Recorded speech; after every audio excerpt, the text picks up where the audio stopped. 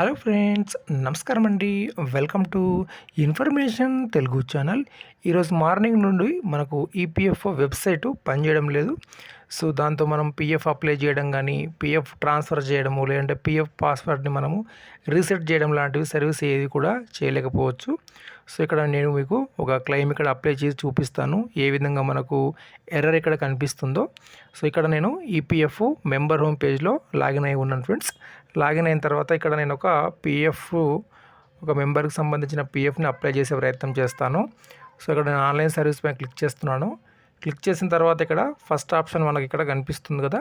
So claim form 31 మీద click చేసి bank account enter చేయాలి. ఓకే ఫ్రెండ్స్, ఇప్పుడు బ్యాంక్ అకౌంట్ వెరిఫై జరిగింది.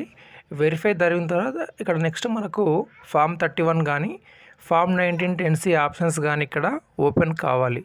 కానీ ప్రస్తుతం ఇక్కడ చూడొచ్చు ఆధార్ అథెంటికేషన్ ఫెయిల్ ఉండడం వల్ల సో మనకు ఆన్లైన్ అప్లికేషన్ ఓపెన్ కావడం లేదు. ఇన్ కేసు ఓపెన్ అయిన తర్వాత మనకు ఓటీపీ అనేది రావడం లేదు. సో ఇది అందరికి కూడా ఇలానే ఉంది. సో ఈరోజు మార్నింగ్ నుండి ఈ విధంగా జరుగుతుంది.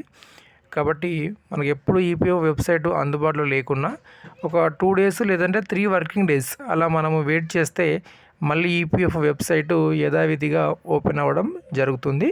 సో ప్రస్తుతం అయితే ఒక 2 డేస్ మనము వెయిట్ చేయాలి.